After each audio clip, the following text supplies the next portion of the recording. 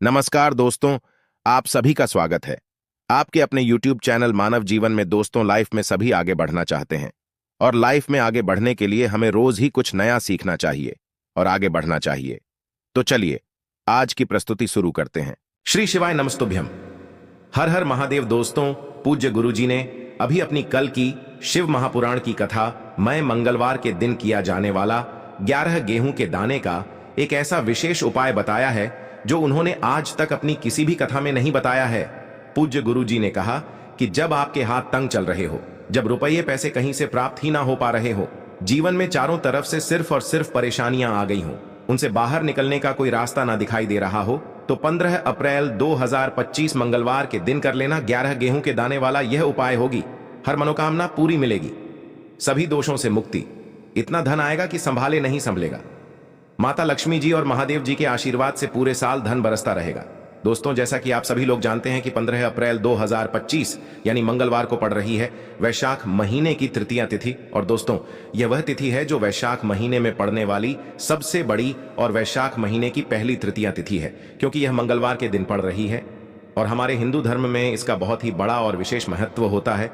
पूज्य गुरुजी ने कहा है कि अगर कभी भी मौका लग जाए और वैशाख महीने की तृतीया तिथि मंगलवार को पड़ जाए तो आप लोगों को सिर्फ और सिर्फ 11 गेहूं के दाने वाला उपाय तो अवश्य ही करना चाहिए, क्योंकि इन दोनों तिथियों का संयोग बहुत ही कम आता है। इसी के साथ दोस्तों, गुरुजी ने कहा है कि जब भी वैशाख महीने की तृतीया तिथि पड़े तो आप लोगों को सिर्फ और सिर्फ 11 गेहूं के दाने वाला उपाय तो अवश्य करना चाहिए। यह उपाय इतना खास है कि अगर आपने सही मुहूर्त पर सही क्रिया अनुसार 11 गेहूं के दाने वाला उपाय कर लिया, जो प्राचीन काल के समय का महाउपाय है, तो मान के चलिए दोस्तों, महादेव जी के आशीर्वाद से आपके जीवन का कितना ही बड़ा दुख हो, उससे आपको मुक्ति मिल जाएगी। आपकी कोई भी मनोकामना हो, मान लीजिए आप नौकरी की तैयारी कर रहे थे तो आपकी नौकरी लग जाएगी, आपका बंद पड़ा व्यापार चल पड़ेगा। और दोस्तों, आप जिस बीमारी से आप बहुत दिनों से परेशान थे, उस बीमारी से आपको मुक्ति मिल जाएगी। आपके जीवन में धन आना शुरू हो जाएगा, आपके जीवन में धन आने के नए नए रास्ते खुल जाएंगे।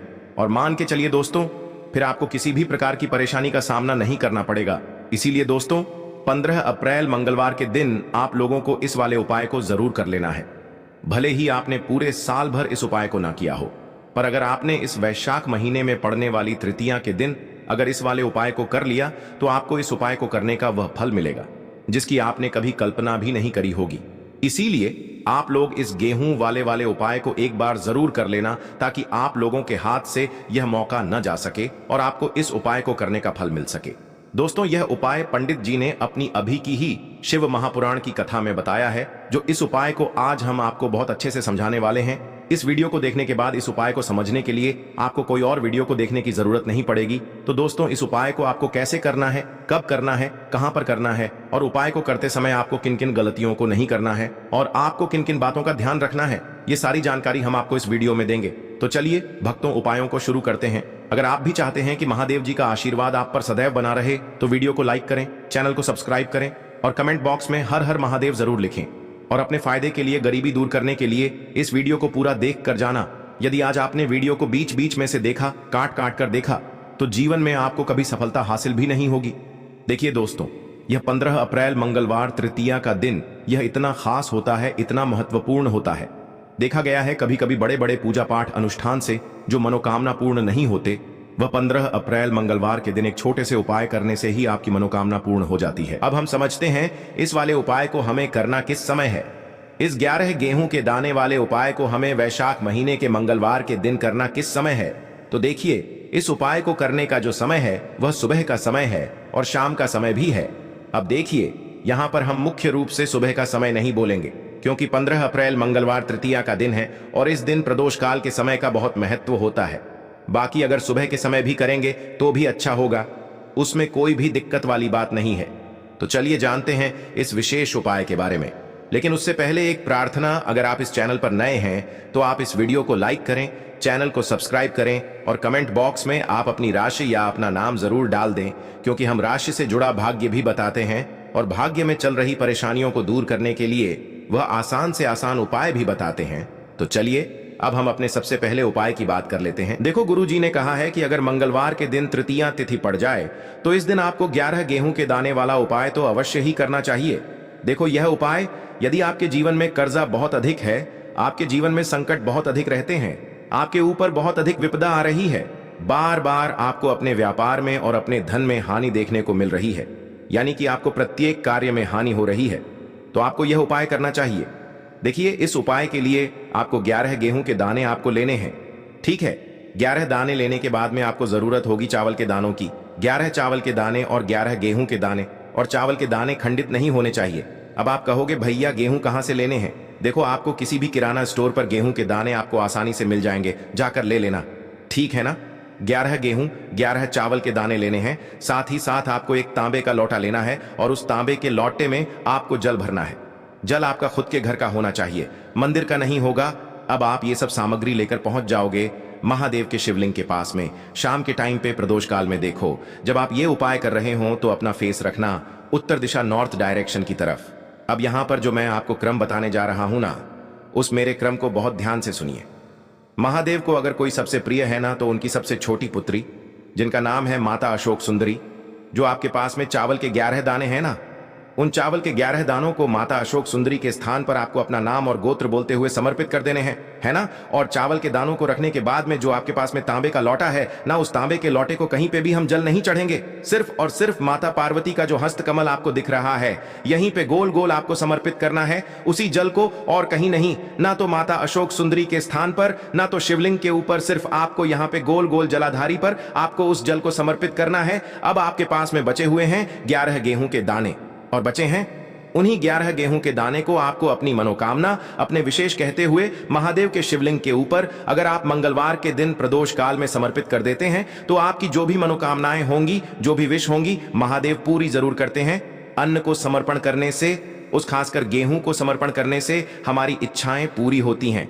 और अगर वह दिन मंगलवार तृतीया का दिन हो, तब तो इससे सुंदर संयोग कुछ भी नहीं हो सकता।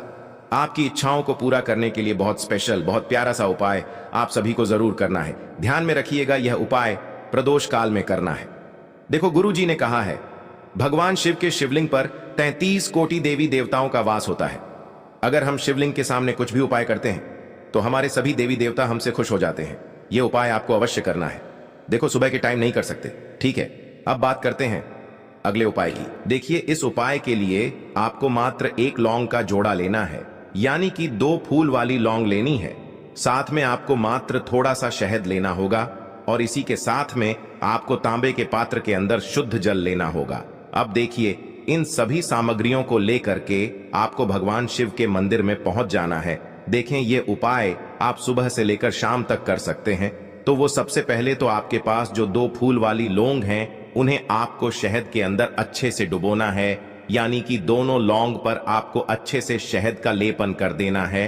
अब आपको जो आपके पास एक लोटा जल है, सबसे पहले तो उसे शिवलिंग पर धीरे धीरे समर्पित करना है, और श्री शिवाय नमस्तुभ्यम इस मंत्र का जाप करते हुए समर्पित कर देना है। अब आपके पास जो 2 फूल वाली लौंग है, शहद से उसे आपको शिवलिंग पर अर्पित करना है, और आपको प्रार्थना करनी है कि जीवन में जो रोग की स्थिति है वे समाप्त हो, जीवन के जो संकट और समस्याएं हैं वह सभी समाप्त हो, जीवन से जो कर्ज की समस्या है वह समाप्त हो। इस प्रकार से प्रार्थना करते हुए यह जो 2 फूल वाली लौंग ही शहद संयुक्त, इससे आपको शिवलिंग पर अर्पित कर देनी है। आपकी जो भी समस्या होगी इस मंगलवार के दिन अवश्य ही समाप्त हो जाएगी। तो इस प्रकार से आपको पहला उपाय करना है। अब हम बात कर लेते हैं दूसरे उपाय के बारे में। देखिए, देखो, यह उपाय आपके लिए सर्वश्रेष्ठ होने वाला है। देखिए, इस उपाय के लिए आपको मात्र 5 हरे मूंग के दाने आपको साबुत लेने हैं, खंडित नहीं होने चाहिए। इस बात का ध्यान रखें। और इसी के साथ मैं आपको एक तांबे के पात्र के अंदर अपने घर से शुद्ध जल ले लेना है। अब दोस्तों, इन सभी सामग्रियों को लेकर के आपको सीधे पहुंच जाना है भगवान शिव के मंदिर में। देखिए, इस उपाय को भी आप सुबह भी कर सकते हैं और शाम के समय में भी कर सकते हैं। देखिए, भगवान शिव के मंदिर में पहुंचने के बाद आपके पास जो 5 हरे मूंग हैं, उनमें से पहला जो हरा मूंग है आपको शिवलिंग के सामने जो नंदी महाराज होते हैं और उनका जो पैर उठा हुआ होता है वहां पर आपको पहला हरा मूंग समर्पित कर देना है और आपको ओम नमः शिवाय इस मंत्र का जाप कर लेना है। फिर आपको दूसरा हरा मूंग लेना है और शिवलिंग पर जो श्री गणेश जी वाला स्थान होता है वहां पर आपको यह दूसरा हरा मूंग समर्पित कर देना है, यानी कि शिवलिंग के सीधे तरफ आपको यह दूसरा हरा मूंग समर्पित करना है और फिर आपको ओम नम शिवाय या फिर श्री गणेशाय नम इस मंत्र का जाप कर लेना है। तीसरा हरा मूंग का दान आपको भगवान शिव की सबसे प्रिय पुत्री माता अशोक सुंदरी वाले स्थान पर समर्पित करना होगा।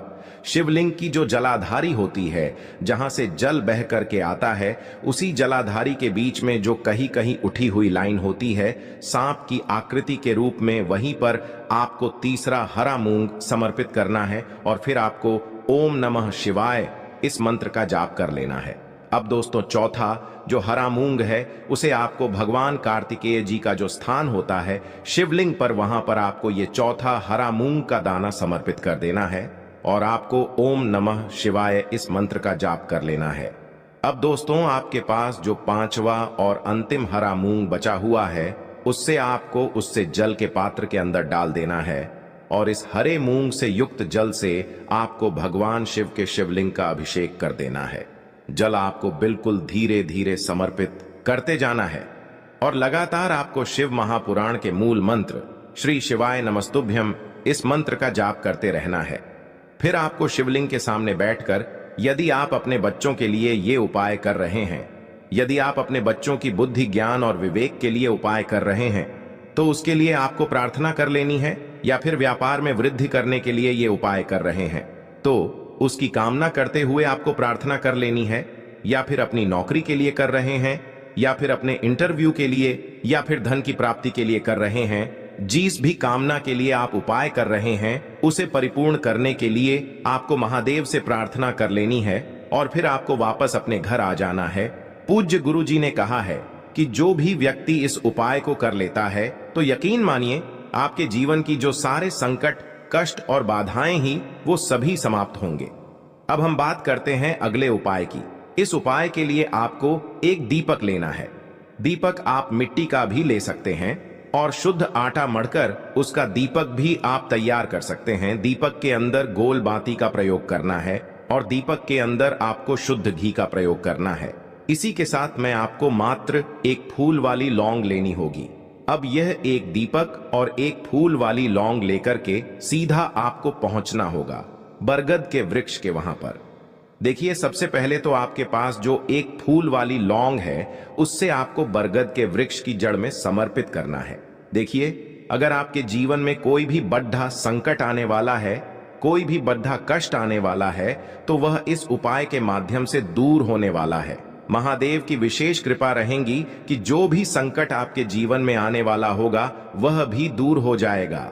तो आपको एक लौंग समर्पित करनी है बरगद के वृक्ष की जड़ में और वहीं पर आपको जो है गोल बाती वाला दीपक जो आप लेकर के गए हैं उससे भी वहां पर प्रज्वलित कर देना है। वटकेश्वर महादेव का स्मरण करते हुए देखिए, जब भी आपको जीवन में इस साल लगने लगे कि आपके जीवन में कुछ भी अच्छा नहीं चल रहा है, तब भी आप कोई उपाय करना है तो इस प्रकार से आपको ये उपाय करना है। अब हम जान लेते हैं चौथे विशेष उपाय के बारे में। देखें, यदि आपके विवाह में, शादी में कोई भी समस्या आ रही है, यदि आपका जो कर्ज है वह दिन पर दिन बढ़ते ही जा रहा है, तो आपको ये चमत्कारी उपाय करना चाहिए। कोई भी समस्या अगर जीवन में है तो उसे दूर करने के लिए आप कोई उपाय करना चाहिए। मंगल दोष से जुड़ी हुई समस्या भी है तब भी आपको ये उपाय करना चाहिए। देखिए इस उपाय के लिए आपको एक तांबे के पात्र के अंदर अपने घर से शुद्ध जल लेना है और इसी के साथ में आपको एक चुटकी लाल चंदन लेना होगा। अब आपको क्या करना है कि जो लाल चंदन आपने लिया है उसे आपको उससे जल के पात्र के अंदर डाल देना है और ये जल्द जो है आपको लाल चंदन से युक्त तैयार कर लेना है और ये लाल चंदन से युक्त जल आपको भगवान शिव के मंदिर में लेकर के पहुंचना है। लेकिन ये उपाय भी आप सुबह से लेकर के शाम तक कर सकते हैं। अब दोस्तों, ये जो लाल चंदन से युक्त जल हैं, इससे आपको भगवान शिव के शिवलिंग पर धीरे धीरे अर्पित कर देना है और आपको लगातार श्री शिवाय नमस्तुभ्यम इस मंत्र का जाप करते रहना है। देखिए, यदि आपके जीवन में विवाह से जुड़ी समस्या चल रही है तो आपको मंगलेश्वर महादेव का स्मरण करना है, और जीवन में अधिक कर्ज की समस्या है तो आपको आरण मुक्तेश्वर महादेव का स्मरण करना है। देखना, एक दिन आपकी सब तरह की समस्या जल्दी ही समाप्त हो जाएगी। तो इस प्रकार से आपको ये चौथा उपाय करना है। अब हम जान लेते हैं अंतिम और पांचवें उपाय के बारे में। देखिए, मंगलवार का दिन है और हनुमान जी भगवान शिव के रुद्र अवतार हैं, तो यह उपाय और भी खास हो जाता है। तो ये जो उपाय है विशेषकर आपको हनुमान जी के वहां पर ही करना होगा। देखिए, जब भी आपको ऐसा लगने लगे कि आपके जीवन में जो कर्ज है वह समाप्त ही नहीं हो पा रहा है, दिन प्रतिदिन बढ़ते ही जा रहा है, कष्ट जो है वह दिन प्रतिदिन बढ़ते ही जा रहे हैं, कष्ट जो है वह समाप्त ही नहीं हो पा रही है, यानी कि जीवन में जब भी कोई विपदा आती है, संकट आता है, तो हमें संकट मोचन हनुमान जी के मंदिर में जाना चाहिए। लेकिन यह उपाय बहुत ही खास है। इस उपाय के लिए आपको एक चौमुख दीपक तैयार करना होगा। आपको एक दीपक लेना है, दीपक के अंदर 4 बातियां लगानी है। देखो, बाती के लिए आपको मोली वाला धागा आता है कलावा का, उसकी भी बना सकते हैं, या फिर आप सफेद रुई की जो बत्तियां हैं उन्हें भी बना सकते हैं। अब आपको लेना है एक कटोरी सरसों का तेल, और अब इस दीपक के अंदर या तो आपको चमेली का तेल डालना है, या फिर जो आपने एक कटोरी सरसों का तेल लिया है उसमें आपको सरसों का तेल डालना है, और इसी के साथ में आपको मात्र एक फूल वाली लौंग भी लेनी है। देखिए, अब जो ये दीपक है और लौंग है, इन दोनों का आपको हनुमान जी के मंदिर में लेकर के पहुंचना है। अब सबसे पहले तो ये जो चौमुखी दीपक है, इसे आपको हनुमान जी के सामने प्रज्वलित करना है। दीपक को प्रज्वलित करने के बाद आपको वहीं पर एक बार हनुमान चालीसा का पाठ करना है, या फिर आप आरणमोचक मंगल स्तोत्र का पाठ भी कर सकते हैं। अब आपके पास जो एक फूल वाली लोग है, उनसे आपको अपने सीधे हाथ में रखना है। आपको प्रार्थना करनी है हनुमान जी से कि जीवन की जो भी संकट है, विपदा है, वो सभी आपकी कृपा से दूर हो। और ये जो एक लौंग है, इससे भी आपको उससे चौमुखी दीपक के अंदर डाल देनी है और अपनी मनोकामना बोल देना है। गुरु जी कहते हैं कि कुछ दिनों में ही आपकी सब मनोकामना पूरी हो जाएगी। तो इस प्रकार से ये सुंदर सा और सरल सा उपाय करना है। बात कर को लेना है एक गोल बाती का दीपक। आप चाहें तो मिट्टी का ले सकते हैं, या फिर घर से शुद्ध आटा मढ़कर उसका दीपक आप तैयार कर सकते हैं। इसके बाद आपको लेना है शुद्ध गाय का घी। अगर वो नहीं है तो कोई भी देसी घी इस्तेमाल कर सकते हैं, जिससे आपको दीपक प्रज्वलित करना है। देखो, अब ये सब सामग्री लेकर आपको जाना है प्रदोष काल में आपके घर पर तुलसी जी के घेरे के पास में। देखो, ये उपाय तो आपको अवश्य करना है। देखो, वहां पहुंचकर सबसे पहले वो दीपक आपको प्रज्वलित कर देना है और ओम नमो भगवते वासुदेवाय नमः का 11 बार जाप करना है।